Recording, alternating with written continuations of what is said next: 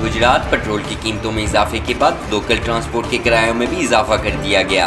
मजीद तफसीलात बता रही हैं सनिया भट्ट इस रिपोर्ट में। जी बिल्कुल, इस वक्त मैं मौजूद हूँ गुजरात के बस स्टॉप पे, जहाँ पे नए पाकिस्तान की तब्दीली के सफर में महंगाई के पेश नजर पेट्रोल की कीमतों में इजाफे के बाद किरायों में भी इजाफा कर दिया गया, जिस वजह से मुसाफिरों को शदीद मुश्किलात का सामना है और हर चेहरे पर परेशानी के तासरात नजर आते हैं।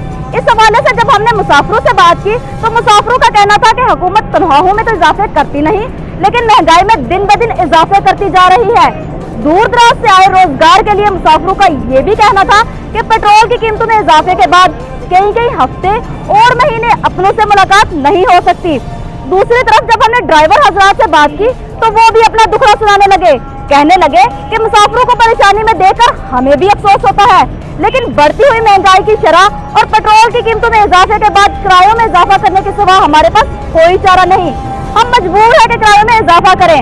नए पाकिस्तान की तब्दीली के सफर में दूर दराज से आए मुसाफिरों का मुतालबा है कि हुकूमत महंगाई बिलखसूस पेट्रोल की कीमतों में कमी करे, ताकि रोजगार के सिलसिले में दूर दराज से आए मुसाफिर जल्दी से अपने प्यारों से मुलाकात कर सके।